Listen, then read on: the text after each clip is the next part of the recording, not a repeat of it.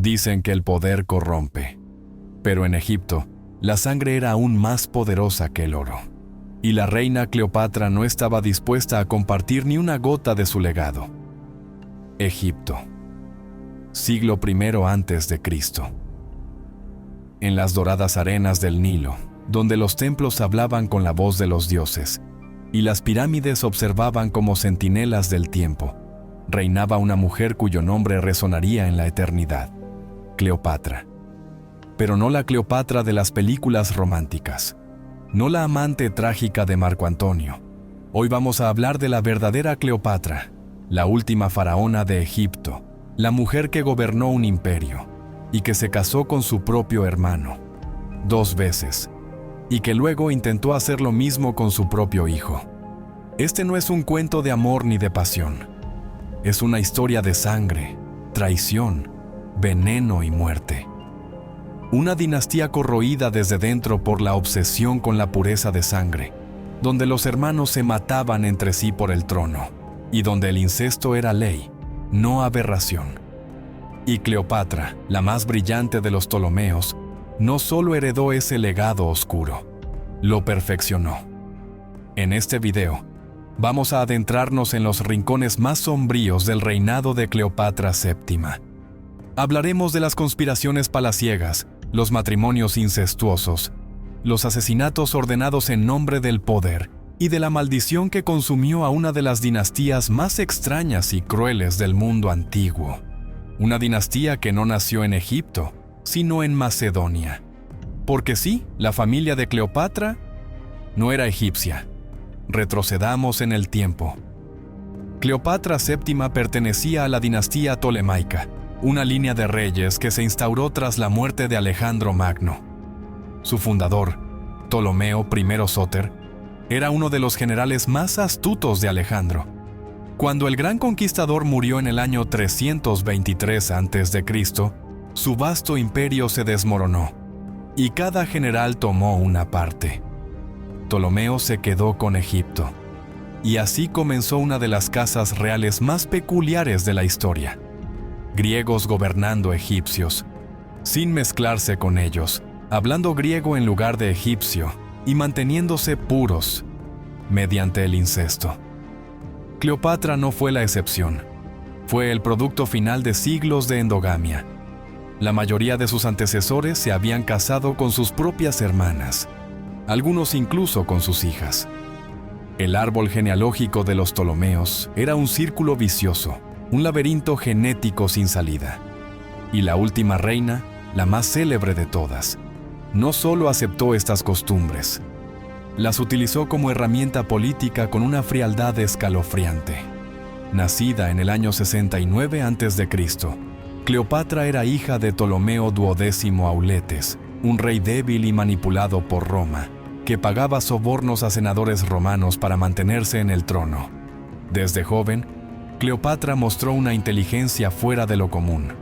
Aprendió varios idiomas, incluida la lengua egipcia, algo que sus antecesores ni siquiera se molestaban en hacer, y entendía las artes de la retórica, la diplomacia y, sobre todo, el poder de la imagen. Cuando su padre murió en el 51 a.C., Cleopatra ascendió al trono junto a su hermano menor, Ptolomeo XIII. Tenía tan solo 18 años. Pero aquí viene la primera sorpresa para los que no conocen las reglas del juego tolemaico. Para reinar, debía casarse con él, con su hermano. Era una obligación dinástica, una tradición sangrienta que mantenía el linaje puro. Así que se celebró la boda con toda la pompa de los rituales faraónicos, pero sin amor, sin elección, sin humanidad. Poco después, los problemas comenzaron. El poder no se compartía fácilmente. Cleopatra era ambiciosa y dominante. Su hermano, demasiado joven para gobernar. Las tensiones crecieron, y pronto la reina fue expulsada de Alejandría. Pero Cleopatra no era de las que se rendían. Buscaría aliados, prepararía su regreso, y comenzaría una etapa de su vida aún más oscura. Porque en su camino de regreso al trono, Cleopatra cometería actos que la historia ha intentado disfrazar de pasión. pero que en realidad fueron calculadas jugadas de ajedrez. Convirtió a Julio César en su amante y aliado político. Lo utilizó para eliminar a su hermano esposo, y luego repitió la fórmula con otro hermano, Ptolomeo XIV. Y como si fuera poco, se casaría simbólicamente con su propio hijo, Cesarión, para reforzar su poder absoluto. Pero antes de hablar de estos crímenes disfrazados de alianzas, vamos a entender cómo el trono egipcio llegó a estar tan contaminado de sangre y traición. Porque la historia de Cleopatra no puede comprenderse sin ver el escenario que la llevó hasta el poder. Un Egipto desgarrado, una Roma vigilante y una dinastía con los días contados. Y es ahí donde nos sumergiremos a continuación. En los eventos históricos y políticos que colocaron a Cleopatra en el trono de Egipto y al borde del abismo. La ascensión de Cleopatra al trono egipcio no fue una coronación gloriosa ni una herencia pacífica. Fue, desde el inicio, un drama político marcado por conspiraciones internas, amenazas externas y la sombra constante de Roma. Para entender cómo una joven de apenas 18 años se convirtió en faraona de uno de los reinos más antiguos de la tierra, debemos mirar más allá de sus encantos y carisma. Debemos mirar la decadencia del trono egipcio, el oportunismo de Roma y una dinastía al borde del colapso. Su padre, Ptolomeo XII Auletes, fue un gobernante débil y despreciado por su pueblo. Su apodo, el flautista, se debía a su afición por la música, pero también servía para burlarse de su falta de liderazgo. Durante su reinado, Egipto se convirtió prácticamente en un estado títere de Roma. Para mantenerse en el poder, Auletes recurrió a sobornos descomunales a senadores romanos. Vendió la riqueza del país, elevó los impuestos hasta niveles insoportables y dejó el trono sumido en deudas y caos. Fue expulsado por su propio pueblo en el año 58 a.C. y solo pudo regresar gracias a la intervención militar romana.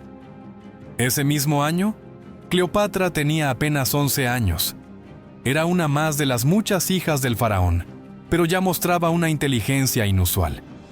Mientras su padre negociaba su regreso desde Roma, ella observaba, aprendía, absorbía las dinámicas del poder, los hilos invisibles de la política y la brutal realidad de la realeza egipcia. Cuando Ptolomeo XII logró recuperar el trono en 55 a.C. gracias al general romano Aulo Gabinio, lo hizo dejando Egipto aún más sometido a Roma. En su regreso, ejecutó a todos aquellos que lo habían traicionado durante su exilio. La sangre manchó los patios del Palacio Real y el miedo volvió a instalarse en Alejandría. Cleopatra tomó nota de todo. A la muerte de su padre en el 51 a.C., dejó escrito en su testamento, un documento custodiado por Roma, que su hija Cleopatra debía reinar junto a su hermano de apenas 10 años, Ptolomeo XIII. Ese testamento no fue un gesto de amor paterno, sino un movimiento estratégico para apaciguar tanto al pueblo egipcio como a los intereses romanos. La tradición egipcia exigía que el faraón compartiera el trono con su hermana esposa, y Roma necesitaba una figura estable al mando para proteger sus intereses comerciales. Así comenzó la difícil y peligrosa corregencia entre Cleopatra y su hermano. Oficialmente, estaban casados. Legalmente, eran iguales. Pero en la práctica, Cleopatra era la mente, la palabra, el rostro del gobierno. Durante los primeros años, ella se presentó sola en las monedas, firmó decretos sin su hermano, y se hizo llamar Tea Filopator, es decir, diosa que ama a su padre. Era un desafío directo a la autoridad del joven Ptolomeo XIII y de sus tutores, entre ellos el ambicioso e intrigante eunuco Potino. El conflicto era inevitable. En el año 48 a.C., Cleopatra fue expulsada del palacio por una coalición que incluía a Potino, a otro hermano menor, Ptolomeo XIV, y a un poderoso general. Su salida fue silenciosa, pero no sin consecuencias. Reunió un pequeño ejército en Siria, mientras Egipto entraba en una guerra civil. Y entonces, el destino cruzó su camino con el del hombre más poderoso de Roma, Julio César. César había llegado a Alejandría persiguiendo a su enemigo Pompeyo, a quien Ptolomeo XIII ya había hecho asesinar para ganarse el favor romano. Pero el asesinato no causó admiración. César se horrorizó. Pompeyo había sido su yerno, y el asesinato de un cónsul romano por orden de un rey extranjero no era bien visto en el Senado. Cleopatra aprovechó la oportunidad. Según la leyenda, se hizo introducir en el palacio dentro de una alfombra enrollada, que fue desenrollada frente a César. La escena ha sido romantizada, pero el gesto no era una seducción, era una jugada política. Cleopatra sabía que necesitaba a César no como amante, sino como respaldo militar. Le ofreció lealtad y mucho más. César la respaldó. Ordenó que Cleopatra fuera restituida como reina junto a su hermano. Esto desencadenó la guerra de Alejandría, donde las fuerzas de Ptolomeo XIII lucharon contra las tropas romanas y los seguidores de Cleopatra. Tras meses de combates, el joven rey murió ahogado en el Nilo mientras intentaba escapar. Cleopatra había vencido, pero no se detuvo ahí. Para conservar el poder, se casó ahora con su otro hermano, Ptolomeo XIV, apenas un niño. La costumbre tolemaica de casarse entre hermanos se repetía, no por tradición, sino por conveniencia. Ella necesitaba un consorte con sangre real, pero que no supusiera una amenaza. Ptolomeo XIV fue eso, una marioneta. Y así, con la ayuda de Roma y el cadáver de sus hermanos tras de sí, Cleopatra consolidó su poder absoluto. Su hijo con Julio César, Cesarión, fue proclamado faraón niño, aunque el control seguía en manos de su madre. En apariencia, era la restauración del esplendor faraónico. En realidad, era el inicio de una era aún más oscura, porque a partir de aquí, Cleopatra desataría toda su ambición. Haría uso del incesto, el veneno, la manipulación sexual y la traición como instrumentos de gobierno. Y en la siguiente parte, lo verás con tus propios ojos. El trono estaba asegurado. La corona descansaba sobre su cabeza, pero la sangre de sus hermanos manchaba sus sandalias doradas. Cleopatra, la reina que regresó al poder gracias al respaldo de Roma y a la muerte de su propio hermano esposo, comenzó a gobernar Egipto con una mezcla implacable de inteligencia, seducción y crueldad calculada. La historia oficial la recuerda como una estratega brillante, una mujer adelantada a su tiempo. Pero la historia no siempre se detiene en los cadáveres que dejó a su paso, porque el reinado de Cleopatra no solo fue una lucha por sobrevivir, fue una cruzada personal para aplastar a cualquiera que pudiera disputarle el poder, sin importar el parentesco, la edad o la sangre. El primer acto atroz fue disfrazado de tradición. Tras la muerte de Ptolomeo XIII, Cleopatra se casó con su hermano menor, Ptolomeo XIV, quien tenía apenas 12 años, un niño, un rey nominal que nunca tuvo voz ni voto. Cleopatra lo mantenía bajo vigilancia constante, relegado a funciones decorativas, pero sabía que mientras viviera, Roma lo vería como un legítimo heredero al trono. Y eso era un riesgo. La reina entonces tomó una decisión fría y letal: envenenarlo. No hay registros oficiales del asesinato, pero las fuentes antiguas son claras. Ptolomeo XIV murió en el año 44 a.C., a los 15 años, de manera súbita, después de una visita a la corte de su hermana. No hubo ceremonia, no hubo duelo prolongado. En su lugar, Cleopatra proclamó a su hijo, Cesarión, como nuevo corregente. Tenía apenas 4 años, y en los ojos de la reina, él era el heredero perfecto, hijo de Julio César, mitad egipcio, mitad romano, un símbolo de poder y de amenaza para Roma. Mientras tanto, Cleopatra jugaba una partida aún más peligrosa. Tras la muerte de César, Roma se dividió entre sus seguidores y sus asesinos, y Cleopatra, lejos de retirarse, volvió a usar el arma que mejor manejaba: la seducción. Así conoció a Marco Antonio, general poderoso, heredero parcial del legado de César, y como él, vulnerable a sus encantos.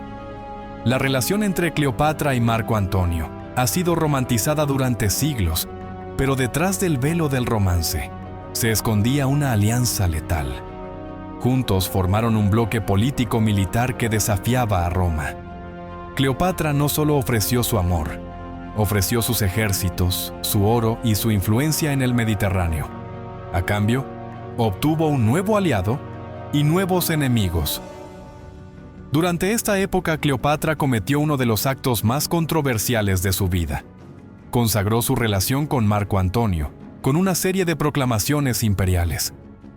En el año 34 a.C., en una ceremonia fastuosa conocida como la Donación de Alejandría, Marco Antonio entregó a Cleopatra y a sus hijos vastos territorios romanos: Chipre, Siria, Cilicia, Libia. Cesarión fue proclamado rey de reyes y Cleopatra la reina de reyes. Sus hijos con Marco Antonio, Alejandro Helios, Cleopatra Selene y Ptolomeo Filadelfo, recibieron reinos imaginarios aún no conquistados. Era un desafío abierto a Roma, era un acto de arrogancia imperial, pero también era una trampa mortal. Al proclamar a Cesarión como heredero legítimo de Julio César, Cleopatra amenazó directamente a Octavio, el hijo adoptivo y político del dictador romano. Roma no podía permitir que el hijo biológico de César, criado en Egipto y bajo influencia extranjera, se proclamara su sucesor. Para Roma, eso era traición. Para Octavio, era guerra. En paralelo, Cleopatra eliminaba amenazas internas. Según varios relatos, mandó ejecutar a rivales políticos dentro de su corte, sobornó a enemigos potenciales y mantuvo a sus propios súbditos bajo una estricta vigilancia. La traición se castigaba con muerte, la deslealtad con tortura. Gobernaba con puño de hierro envuelto en seda, y el crimen más oscuro estaba aún por llegar. Cuando Roma declaró la guerra a Egipto, Marco Antonio y Cleopatra lucharon juntos en la famosa batalla de Accio, en el año 31 a.C.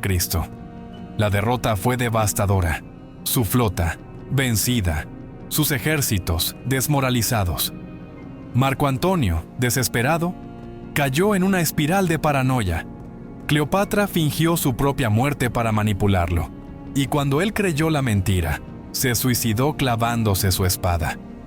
Lo que hizo Cleopatra después ha sido contado con belleza trágica, que se quitó la vida con la mordedura de un áspid, en un acto de nobleza romántica. Pero antes de su muerte, cometió uno de los crímenes más fríos de su reinado. Ordenó la ejecución de varios altos mandos egipcios que podrían traicionar a Cesarión, incluido uno de sus antiguos consejeros de confianza. Sabía que si moría, debía dejar el camino libre para su hijo, pero también sabía que el mayor obstáculo era Roma. Y ahí es donde se dirige nuestra historia. Porque lo que hizo Octavio tras conquistar Egipto fue brutal. Capturó a Cesarión, y Cleopatra, viéndose acorralada, supo que había perdido. Roma no permitiría jamás que el hijo de César viviera para disputarle el poder a Octavio. El niño fue asesinado por orden directa del futuro emperador, y con su muerte terminó oficialmente la dinastía tolemaica. Cleopatra no solo fue la última faraona, fue la última piedra de una pirámide construida con traición, incesto, sangre y ambición. Pero esto es solo el principio del fin. La historia suele recordar a Cleopatra como una figura seductora, como un ícono trágico que murió por amor. Pero si apartamos la niebla romántica y miramos de cerca, lo que emerge es el retrato de una mujer que moldeó su reinado con sangre, manipulación y un sentido del poder que cruzó todas las líneas morales de su tiempo. Y es aquí donde su leyenda se oscurece aún más. Después de su derrota en la batalla de Accio, Cleopatra no se rindió inmediatamente. No era de las que caían sin antes explorar cada rincón del tablero. A pesar de haber perdido la confianza de sus aliados y haber visto a Marco Antonio hundirse en la desesperación, todavía mantenía el control de Egipto. Todavía tenía oro, aún tenía poder de negociación. Así que trató de usar su arma final, la diplomacia corrupta. Envió mensajes secretos a Octavio, el heredero político de César, el mismo hombre al que había desafiado públicamente al proclamar a Cesarión como verdadero hijo del dictador. Cleopatra le ofreció riquezas, alianzas y hasta su trono, si respetaba la vida de sus hijos. Octavio, astuto y calculador, fingió interés. Mantuvo las conversaciones abiertas, le permitió mantener su fachada de reina, mientras marchaba inexorablemente hacia Alejandría. La reina, viéndose sin salida, volvió su mirada a los templos antiguos. En los últimos meses de su reinado, Cleopatra se recluyó en el templo de Isis, rodeada de sacerdotes, pitonisas y rituales de protección.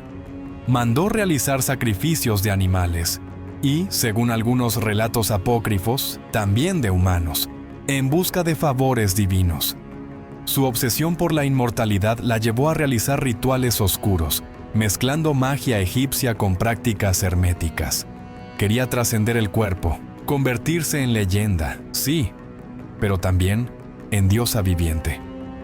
Durante ese periodo, ordenó quemar documentos secretos del Estado, archivos diplomáticos, cartas dirigidas a Roma y registros de conspiraciones. No dejaría pruebas que pudieran manchar su legado, ni que los romanos pudieran usar en su contra. Muchos sirvientes, escribas y custodios desaparecieron en esos días. Las catacumbas del palacio se llenaron de cadáveres silenciosos. Su siguiente movimiento fue aún más terrible. Decidió que sus hijos pequeños no podían caer vivos en manos romanas. La historia oficial dice que Octavio capturó a los hijos de Cleopatra con Marco Antonio y los llevó a Roma para exponerlos como trofeos. Pero antes de eso, la reina mandó ocultarlos en el desierto, en manos de sacerdotes leales. Quienes se negaron a obedecer o dudaron, fueron ejecutados. Las versiones más oscuras sostienen que Cleopatra tenía planes de quitarles la vida si veía que Octavio se acercaba demasiado. Ella había vivido la muerte de sus hermanos, había ordenado la de uno de ellos, y sabía que la única manera de evitar que el enemigo los usara como peones era borrar su existencia. Mientras tanto, Alejandría se preparaba para la guerra final. Pero lo que llegó no fue una batalla gloriosa, sino una ocupación rápida y sin resistencia. Las fuerzas egipcias, debilitadas y mal dirigidas, no pudieron hacer frente a las legiones romanas. Marco Antonio, desesperado, creyó que Cleopatra había muerto y se suicidó. Cuando ella lo encontró agonizando, lo llevó a su mausoleo y lo vio morir entre columnas cubiertas de incienso y oro. Un hombre destruido por la guerra, el poder y el amor maldito. Cleopatra entendió entonces que no había salida. Octavio ya había capturado a Cesarión y, como última humillación, planeaba llevarla encadenada a Roma como botín de guerra, mostrarla ante el Senado, desnuda de poder, convertida en espectáculo. Era inaceptable para alguien que había vivido como una diosa. Por eso eligió morir. Pero incluso su muerte estuvo rodeada de oscuridad. Según la versión clásica, pidió ser encerrada en su mausoleo y se suicidó con la mordedura de un áspid. Pero hay versiones alternativas, más siniestras, que usó una combinación de venenos destilados en secreto, que probó primero en esclavos y sirvientas para calcular la dosis perfecta, que murió junto a sus dos criadas favoritas, tras una última ceremonia en la que se proclamó hija de Isis, reina eterna, madre de faraones muertos. En cualquier caso, Cleopatra selló su destino con un acto de control absoluto. Si no podía gobernar, tampoco permitiría que Roma la dominara. Con su muerte, Egipto dejó de ser un reino independiente y pasó a ser una provincia romana. La dinastía tolemaica, fundada por uno de los generales de Alejandro Magno, terminó como comenzó, entre sangre y conquista. Pero en su caída, arrastró consigo una historia teñida de incesto, manipulación y muerte. Y sin embargo, el mito estaba apenas comenzando.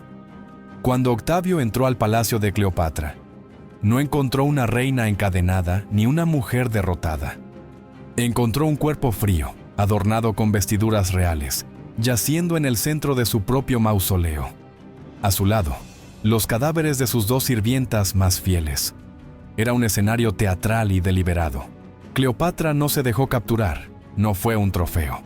Eligió su final y, como siempre, dictó cada detalle con precisión letal. Pero la muerte de Cleopatra no fue el fin de su influencia. El veneno más duradero que dejó no fue el que usó en su propio cuerpo, sino el que sembró en la historia. El veneno del mito, la manipulación de la memoria y la distorsión de los hechos. Octavio, que más tarde se convertiría en el emperador Augusto, tomó el control absoluto de Egipto. Su victoria no solo fue militar, fue simbólica. El último vestigio de monarquía helenística había caído. El poder de una mujer que gobernó como una diosa fue aplastado por un sistema romano que despreciaba a las reinas extranjeras. Pero para asegurarse de que nadie más siguiera su ejemplo, Augusto hizo algo más perverso. Reescribió la historia. Los relatos romanos comenzaron a pintar a Cleopatra como una bruja, una mujer depravada, una seductora maligna que había embrujado a dos de los hombres más poderosos de Roma. No fue su inteligencia ni su astucia lo que se recordó, sino su cuerpo, su belleza, su erotismo. Su figura fue reducida al arquetipo de la femme fatale, para justificar su derrota y ridiculizar su poder. Pero mientras Roma intentaba manchar su memoria, los pueblos sometidos la comenzaban a idealizar. Cleopatra se convirtió en símbolo de resistencia, en mártir del imperialismo, en emblema de la última gran reina. Y aquí es donde surge la paradoja. Los mismos actos atroces que cometió para mantenerse en el trono, el asesinato de su hermano, la manipulación de César y Marco Antonio, la eliminación de enemigos internos, los pactos oscuros con dioses y hechiceros, comenzaron a borrarse del imaginario colectivo. En cambio, empezó a contarse otra versión, la de la víctima. La mujer que lo perdió todo por amor, la que fue traicionada por Roma, la que luchó por la independencia de su pueblo. Una reconstrucción conveniente que ocultaba los rastros de sangre que había dejado en su ascenso. Y es que Cleopatra fue una arquitecta de su propia leyenda. Durante su vida, mandó esculpir imágenes de sí misma como Isis encarnada. Mandó grabar su rostro en monedas, una práctica reservada para emperadores. Reescribió genealogías para vincularse con dioses, sabiendo que si el pueblo la percibía como una deidad, sería mucho más difícil derrocarla. Fue la primera reina egipcia en dominar la lengua de su pueblo en siglos, no por devoción cultural, sino como estrategia para ganarse su favor. Todo en su vida fue cuidadosamente calculado. Pero no todo fue gloria ni mito. Los crímenes que cometió durante su reinado, muchos de ellos omitidos en las representaciones modernas, fueron brutales. Mandó a ejecutar consejeros por sospechas de conspiración. Espió a sus cortesanos mediante una red de informantes. Implementó impuestos extremos para financiar sus campañas y banquetes, empobreciendo a ciudades enteras. A los que se rebelaban, los hacía desaparecer. Algunos, dicen los textos griegos, eran arrojados vivos al Nilo como ofrenda a los dioses. Uno de los actos más escalofriantes ocurrió durante una ceremonia en la que se proclamó la reencarnación de Isis. Frente a un círculo de sacerdotes y nobles, mandó traer a un prisionero rebelde que había liderado una revuelta en Tebas. Lo desnudó, lo obligó a arrodillarse y lo ejecutó con una daga ceremonial mientras pronunciaba una oración en egipcio antiguo. No era justicia, era espectáculo y poder absoluto. Cleopatra entendía que el miedo era una herramienta tan efectiva como el amor, y en su caso, la usó ambas. Con César, con Marco Antonio, con su pueblo, con sus enemigos. Seducía, prometía, dominaba y luego eliminaba. Sin embargo, con su muerte, se cerró un ciclo de brutalidad dinástica que había durado casi 3 siglos. La familia tolemaica, desde su fundación, había estado marcada por el incesto, la traición, el parricidio y el fratricidio. Cleopatra fue solo la culminación de esa herencia maldita. Su ascenso fue tan sangriento como su caída, y su legado quedó dividido entre la historia escrita por vencedores y la leyenda tejida por generaciones posteriores. Y así, llegamos al momento en que todo lo que ella construyó, todo lo que manipuló, se desmorona. Porque su ambición no solo la destruyó a ella, sino a todo su linaje. El suicidio de Cleopatra marcó no solo el final de una mujer, sino la caída de un imperio milenario. Con su muerte, Egipto dejó de ser una nación soberana para convertirse en una simple provincia del vasto engranaje romano. Pero más allá del cambio político, lo que cayó con ella fue una dinastía corroída desde sus raíces, una línea de sangre marcada por el incesto, la traición y la ambición sin límites. Octavio, ahora vencedor absoluto, sabía que la victoria no estaba completa hasta que eliminara cualquier amenaza al nuevo orden. El joven Cesarión, el hijo de Cleopatra con Julio César y heredero legítimo del trono egipcio según la propaganda de su madre, representaba un peligro simbólico enorme. Era el último hilo que unía a Egipto, con una posibilidad de resistencia y, peor aún, el único rival que podía reclamar vínculos directos con la sangre de César. Poco después de entrar en Alejandría, Octavio dio la orden. Cesarión fue capturado y ejecutado. Tenía solo 17 años. Las crónicas cuentan que antes de morir, pronunció una frase desesperada: «No soy más que un muchacho». Pero eso no detuvo el filo de la espada.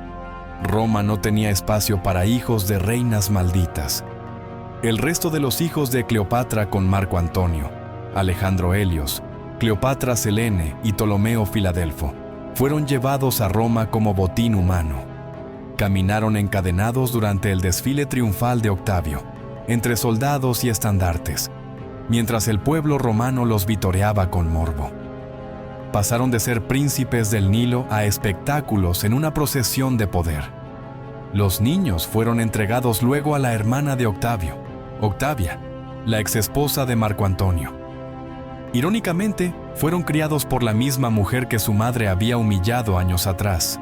Cleopatra Selene, la hija, es la única cuyo destino puede rastrearse con claridad.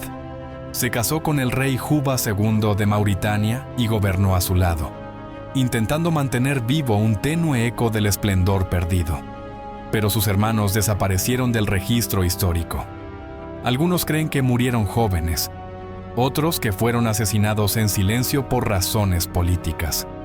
Lo que es seguro es que jamás volvieron a pisar Egipto. El linaje tolemaico fue arrancado de raíz. La ciudad de Alejandría, epicentro cultural del mundo helenístico, fue saqueada con precisión quirúrgica.